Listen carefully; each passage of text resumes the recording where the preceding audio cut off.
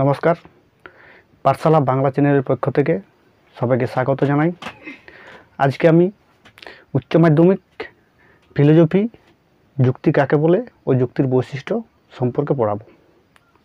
তো প্রথমে যাই, যুক্তি কাকে বলে। যুক্তি জানতে হলে প্রথমে আমাদের জানতে হবে অনুমান কাকে বলে। অনুমান কাকে বলে? কোনো জ্ঞাত সত্য থেকে অজ্ঞাত কোনো সত্য লাভ করার যে প্রক্রিয়া তাকে অনুমান বলা হয়। অর্থাৎ জ্ঞাত সত্য বলতে কী বোঝায়? যে সত্য আমরা জানি সেই সত্য থেকে অজানা কোনো সত্য যে আমরা লাভ করব, সেই প্রক্রিয়া, ওই প্রক্রিয়াকে আমরা বলি অনুমান। তো এরপর দেখা যাক আমাদের যুক্তি কাকে বলে। এই যে অনুমান, আমরা জ্ঞাত সত্য থেকে অজ্ঞাত কোনো সত্য লাভ করলাম, সেই অনুমানকে যখন আমরা ভাষায় প্রকাশ করি তখন তাকে তর্ক বা যুক্তি বলে। এরপর আমরা জানব যুক্তির বৈশিষ্ট্য সম্পর্কে। এরপর আমরা চলে এলাম যুক্তির বৈশিষ্ট্য। তাহলে যুক্তির কি বৈশিষ্ট্য আছে সে বৈশিষ্ট্য সম্পর্কে আমরা জানব। আমরা জানি যে কোনো ভাষায় প্রকাশিত অনুমানকেই যুক্তি বলি, কিন্তু ভাষায় প্রকাশিত যে কোনো অনুমানকে যুক্তি বলা যায় না। যুক্তির কিছু নির্দিষ্ট বৈশিষ্ট্য আছে। তাহলে আমরা জানি যে কোনো অনুমানকে ভাষায় প্রকাশিত করলেই তাকে যুক্তি বলে, কিন্তু সেটা হয় না। ভাষায় প্রকাশিত যে কোনো অনুমানকে যুক্তি বলা যায় না। তাহলে কি? যুক্তির কিছু নির্দিষ্ট বৈশিষ্ট্য আছে। তাহলে আমরা দেখা যাক যুক্তির যে বৈশিষ্ট্যগুলি আছে সে বৈশিষ্ট্যের মধ্যে প্রথম বৈশিষ্ট্য হলো একাধিক বচন বা বাক্য দ্বারা গঠিত। তাহলে কি? যুক্তি অবশ্যই একাধিক বচন বা বাক্য দ্বারা গঠিত হয়। অর্থাৎ যুক্তি কখনোই একটিমাত্র বচন দ্বারা গঠিত হতে পারে না। যখন আমরা যুক্তি তৈরি করব তখন একাধিক, এক বা একটার চেয়ে বেশি বচন থাকবে। কখনোই কিন্তু একটা বচন দিয়ে যুক্তি তৈরি হয় না। যুক্তির 2 নম্বর বৈশিষ্ট্য কি? যুক্তির 2 নম্বর বৈশিষ্ট্য হচ্ছে দুটি অংশ সমন্বিত। যুক্তির দুটি অংশ, যুক্তির কয়টি অংশ থাকে? যুক্তির দুটি অংশ থাকে, হেতুবাক্য বা যুক্তিবাক্য এবং সিদ্ধান্ত। তাহলে হেতুবাক্য বা যুক্তিবাক্য কাকে বলে?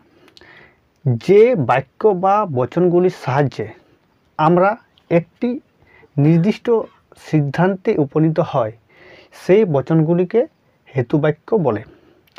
অর্থাৎ কী বলছে?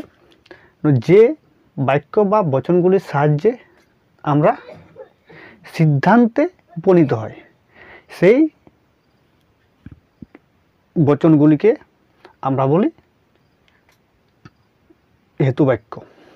আর এই সমস্ত হেতুবাক্যের সাহায্যে যে বাক্য বা বচনগুলি প্রতিষ্ঠিত হয় তাকে সিদ্ধান্ত বলি। আমাদের এখানে উদাহরণ দেওয়া আছে, সকল মানুষ হয় মরণশীল। 1 নম্বর যুক্তিবাক্য।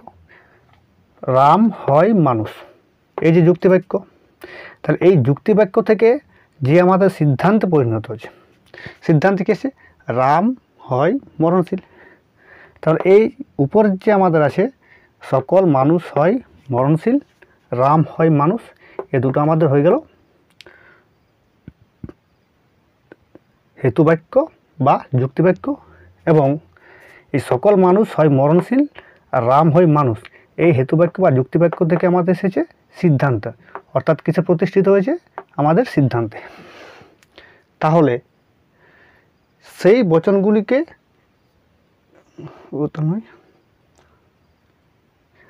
সেই সমস্ত হেতুবাক্যের সাহায্যে যে বাক্য বা বচনটি প্রতিষ্ঠিত হয়, অর্থাৎ আমাদের এই যে প্রথম হেতুবাক্য এবং দ্বিতীয় হেতুবাক্য, এই হেতুবাক্য বা যুক্তিবাক্য থেকে আমাদের কি প্রতিষ্ঠিত হয়েছে?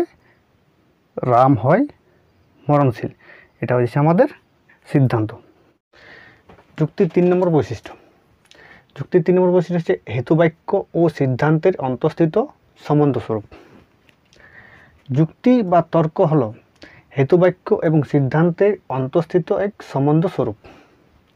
হেতুবাক্য ও সিদ্ধান্তের মধ্যে কোনো সম্পর্ক নেই এমন বচন দ্বারা কোনো যুক্তি গঠন করা যায় না।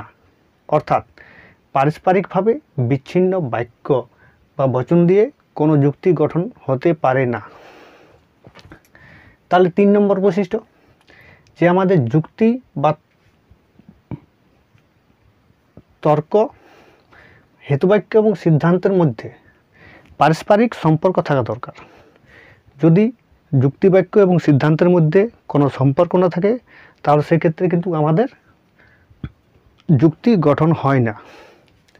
যেমন এখানে উদাহরণ দিয়ে আছে, রাম হয় বুদ্ধিমান, টেবিল হয় কাষ্ঠ নির্মিত বস্তু, অতএব পৃথিবী হয় গোল। তাহলে আমাদের এখানে প্রথম যুক্তিবাক্য এবং দ্বিতীয় যুক্তিবাক্য, রাম হয় মানুষ, দ্বিতীয় যুক্তিবাক্য আছে টেবিল হয় কাষ্ঠ নির্মিত বস্তু, অর্থাৎ আমাদের সিদ্ধান্ত হয়েছে পৃথিবী হয় গোল। এই যে আমাদের সিদ্ধান্ত এবং যুক্তিবাক্যের মধ্যে কিন্তু কোনো পারস্পরিক সম্পর্ক নেই। সেই কারণে আমাদের যদি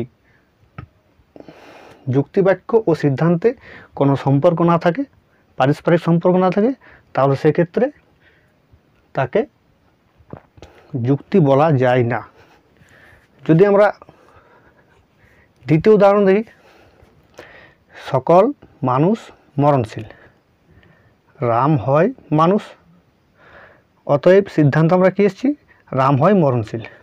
তাহলে আমাদের যুক্তিবাক্য এবং সিদ্ধান্ত, যুক্তিবাক্য আমাদের এখানে আছে মানুষ মরণশীল, রাম হয় মানুষ, এখানেও মানুষ আছে, এখানেও মানুষ আছে। তাহলে আমাদের দ্বিতীয় যুক্তিবাক্য আছে রাম এবং সিদ্ধান্ত আছে রাম। তাহলে যুক্তিবাক্য ও সিদ্ধান্তে আমাদের পারস্পরিক সম্পর্ক আছে। তাই যুক্তির 3 নম্বর বৈশিষ্ট্য হচ্ছে যুক্তিবাক্য এবং সিদ্ধান্তের পারস্পরিক বৈশিষ্ট্য থাকা দরকার। তো আজকে আমরা যুক্তি কাকে বলে এবং যুক্তির বৈশিষ্ট্য সম্বন্ধে ক্লাস করলাম। আমার পরবর্তী ক্লাস হবে যুক্তির প্রকার, অর্থাৎ যুক্তি কয় প্রকার, যুক্তির বিভিন্ন প্রকারের বৈশিষ্ট্য। তো আমার পাঠশালা বাংলা চ্যানেলটি তোমরা সবাই সাবস্ক্রাইব করে রাখো, যাতে আমার পরবর্তী ফিলোজফি ক্লাস সমস্ত ক্লাস তোমরা নোটিফিকেশান পেয়ে যাও এবং পাশে থাকা বেল আইকনটি প্রেস করো।